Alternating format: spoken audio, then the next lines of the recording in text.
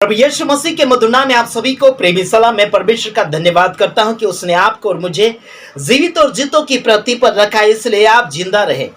परमेश्वर आज जीवित है और वो हमेशा जीवित रहेगा। कई भाषाओं में परमेश्वर को अलग अलग रीति से नाम दिया जा रहा है, लेकिन हमें नाम से क्या मतलब है? प्रभु से मतलब है। प्रभु यीशु मसीह आपके जीवन को लगातार बनाने के लिए तैयार है, लेकिन आप बनने के लिए तैयार होना चाहिए। हालांकि आपको बताना चाहता हूं, जगत भर में अलग अलग प्रकार की बुराइयां फैलती चली जा रही है। हमारे विरोध में भी काफी लोग अलग अलग प्रकार की चर्चाएं कर रहे हैं। हो सकता है हमारा वीडियो बंद होने से पहले आपको यह बताना चाहते हैं कि प्रभु यीशु मसीह आपसे प्यार करते हैं और प्रभु यीशु मसीह इस जगत में वापस लौट कर आने वाले हैं। और आपको यह भी बताना चाहता हूं कि चीन देश के अंदर औरत के रूप में यीशु मसीह आ गया है, यह सुनने में मिल रहा है। यानी कि पूर्व बिजली वाले यानी कि सर्वशक्तिमान कलीसिया वाले बहुत सी झूठी अफवाहें फैलाते चले जा रहे हैं। उन लोगों से आप सवाल जवाब कर सकते हैं कि क्या यीशु मसीह कौन सी तारीख को पैदा हुआ था और उनके माँ बाप कौन है। बहुत से ऐसे सवाल जवाब के ऊपर आप ऐसे वार्तालाप कर सकते हैं। और आपको ये इतना बताना चाहता हूं कि झूठी शिक्षा बहुत लोग इस संसार में लेकर चले आ रहे हैं और उनका कहना है कि उनके पास बहुत ही अच्छी खरी शिक्षा है, ऐसे कहने में आ रहा है और बहुत ऐसे सुनने में भी मिल रहा है। हम आपको ये बताना चाहते हैं कि हर एक के ऊपर भरोसा करने में आप सक्षम ना रहे। परमेश्वर के वचन के द्वारा आप लोगों को परखिए। आप हमें भी आप चेक कर सकते हैं। हर किसी व्यक्ति को अचानक अपने विश्वास में लागू करने के लिए कोशिश ना करें। उसे परखिए।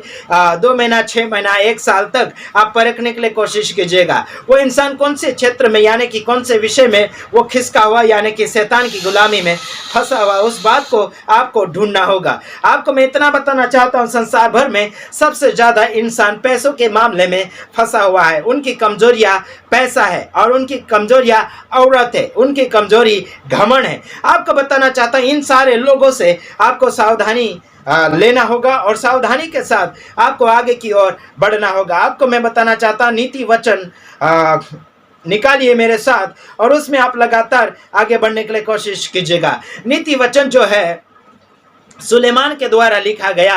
नीति वचन नियत को बदलता है। नीति वचन अपने दिमाग की हालत को बदलता है, अपने विचारों को बदलता है। आपको बताना चाहता हूँ, नीति वचन उसका 10 अध्याय उसका 8 वचन की ओर हम आपको थोड़ा सा नज़र अंदाजा करना चाहते हैं। तो उसमें क्या लिखा गया आपको हम बताना चाहते हैं। आज्ञा को स्वीकार करना, कुछ बातें ऐसी है। तो आइए हम देख लेते हैं। आपके पास अगर बाइबल होगी तो ज़रूर आप अपनी बाइबल से निकालने के लिए कोशिश कीजिए, ताकि आप अपनी नज़र से वचन को आप देख सकते हैं। जिनको पढ़ना आता है वो पढ़ लीजिएगा और जिनको नहीं पढ़ना आता है दूसरों से आप पढ़ा कर सुन सकते हैं। और रिकॉर्डिंग बाइबल भी आजकल ऐप के अंदर आ चुकी है, उसे भी आप इस्तेमाल करते हुए अपने आप को होशियार बना सकते हैं, अपने आप को बुद्धिमान बनाने के लिए कोशिश कीजिएगा। हाँ, अब यहाँ पर लिखा है, मेरे मुख यानी कि मेरे मुंह की सब बातें धर्म की होती है, उन में से कोई टेढ़ी है ना। मेरे मुंह की सब बातें धर्म की होती है, उनमें से कोई टेढ़ी व उलट फेर की बात नहीं निकलती। देखो क्या लिखा गया वचन के अंदर, है ना। यहां पर लिखा गया कि मेरे मुंह से कोई भी प्रकार की है ना अधर्म की बातें या फिर गलत बातें नहीं निकलती। मेरे मुंह की सब बातें धर्म की होती है। यहां पर नित्य वचन बोल रहे हैं। आप क्या बोलना चाहते हैं? आप और मैं जिस परमेश्वर की सेवकाई करते हैं, मैं कोई संदर्भ नहीं लगा रहा हूं। इस वचन को पढ़ते हुए आपके ऊपर मेरे ऊपर क्या बातें होना चाहिए, उस बात को मद्देनजर रखते हुए कुछ बातों को संवारने के लिए कोशिश कर रहा हूं। आप और मैं अगर धार्मिक किताब ले लिए हैं, पवित्र शास्त्र ले लिए हैं, तो आपके मेरे मुंह से क्या निकलना चाहिए? धर्म की बात, मतलब पवित्र बात निकलना चाहिए। और यहाँ ये भी लिखा कि टेढ़ी बात अपने मुंह से बिल्कुल नहीं निकलना चाहिए और उलट फेर की बातें भी बिल्कुल नहीं होना चाहिए। उलट फेर कभी बदल जाते, कभी ये हो जाता, कभी वो हो जाता। तो आपको ये बताना चाहता हूं कि मैं एक जनरल सेवक हूं, जनरल प्रचारक हूं और सबके लिए बराबर हूं, किसी का स्पेशल नहीं हूं। इतना याद रखना, अगर मैं आपका साथ दे रहा हूं तो मुझे आपका स्पेशल दोस्त नहीं मान लेना और स्पेशल आपका प्रचारक मत मान लेना, आपका मित्र मत मान लेना। कभी भी आपका पोल मैं खोल सकता हूं। समझ आया कि नहीं आया? अपने मुंह से टेढ़ी बात नहीं निकालना, वरना तुम्हारा पोल खोल दूंगा। और गलत योजना बनाना मत, वरना तुम्हारी पोल खोल दूंगा। और टेढ़ी बात मत बोलना, वरना तुम्हारा पोल खोल दूंगा। टेढ़ी बात मतलब टेढ़ा टेढ़ा ले जाएगा, लोगों को बिछड़ा देगा, है ना, रास्ता भुलवा देगा, उसे बोलते टेढ़ा। टेढ़ा व्यक्ति टेढ़ी बात करेगा, लेकिन धार्मिक व्यक्ति धार्मिक बात करेगा, जो बनाने की बात करेगा, तोड़ने की बात नहीं करेंगे। लेकिन जो तोड़ रहे हैं, जो टेढ़ा कर रहे हैं, उनको मैं डांटता हूं और उनका नाम भी लेता हूं, फोटो भी लेता हूं।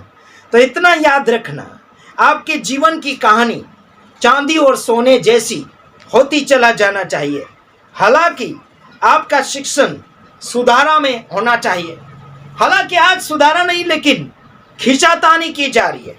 कुछ लोग बोलेंगे मेरे पास आओ, कुछ लोग बोलेंगे मेरे पास आओ। अरे भाई, सब लोग यीशु मसीह के फॉलोवर हो रहे हैं और प्रचारक बन रहे हैं, तो उनके पास जाने दीजिए, पर वो अच्छे सिखाते होंगे तब जाने दीजिए। एक गधा है, गधे जैसा सेवक है, वो बोल रहा है कि किसी को भी मत सुनो, केवल उसी को सुनो, उसका कहना है। और किसी के भी पास मत जाओ, केवल उसी के पास जाओ, उसका कहना है ना। तो क्या उसने क्या कॉन्ट्रैक्ट ले रखा है सारी दुनिया को अकेला सिखा लेगा? हाँ जी, सारी दुनिया का सेवक अकेला बन जाएगा, दूसरे क्या करेंगे? फुकट का ऐसे जी लेंगे, फुकट का खा खा के ऐसे ही मर जाएंगे। यही सब लोगों को यही सिखा लेगा। समझ रहा होगा तो समझ जा, इतना याद रखना।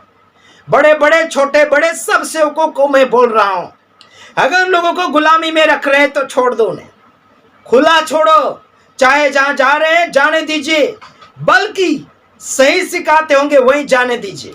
मैं भी रोकता हूं लोगों को, सही सिखा रहे होंगे वहां जाओ, नहीं अच्छा सिखा रहे वहां मत जाओ, उनको कुछ मत दो, लेन देन भी मत करो। सीधा और सिंपल बात बोल रहा हूं। और आज्ञा को स्वीकारना चाहिए, आज्ञा को स्वीकारना चाहिए, गलत बात को नहीं। आजकल लोग आज्ञा को नहीं स्वीकार रहे, गलत बात को स्वीकार के गलत वाफाई फैलाते चले जाते हैं, गलतियां के ऊपर गलतियां करते चले जाते हैं। उसको फॉलो करने के लिए परमेश्वर ने नहीं बोला गलत बात को छोड़ना चाहिए, पाप कबूल करना चाहिए और पाप से रिहाई लेकर धार्मिकता को लेकर आगे की ओर बढ़ना चाहिए। यह आपका और मेरा फर्ज बन चुका है, धार्मिक बातों में जाना चाहिए। जूनी शिक्षाओं को, पुरानी बातों को छोड़ देना चाहिए, बल्कि पुरानी बातों की ओर लोग चलते चले जा रहे हैं। आप क्या कर लेंगे उसमें? बोलिए, आप उसमें क्या कर लेंगे?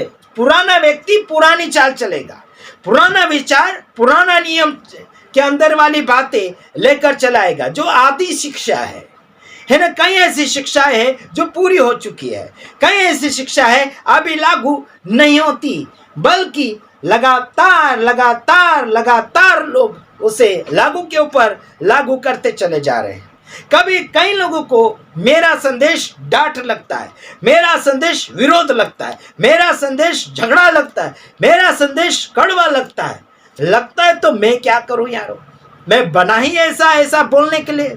तो आप क्या करेंगे, मैं क्या करूंगा? जो है सो है, जिसे मानना होगा वो मानेगा, जिसे नहीं मानना होगा वो चला जाएगा, जिसे रुकना होगा वो रुकेगा, जो है ना, जो जाना होगा वो जाएगा। उसमें क्या?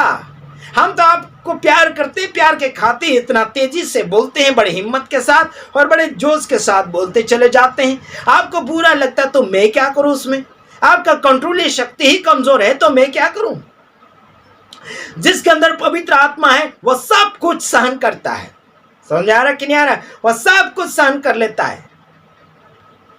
प्रेम कभी बुरा नहीं मानता, कहा जाता है बाइबल के अंदर। आपके अंदर प्रेम है तो बुरा क्यों मान रहे? सुधरो और सुधारो, इसी में आप सबका भला होगा। God bless you. प्रभु आप सबको आशीषित करे। आगे की ओर हम आ रहे हैं, तब तक ले यहीं पर आपको छुट्टी देना चाहते हैं। God bless you.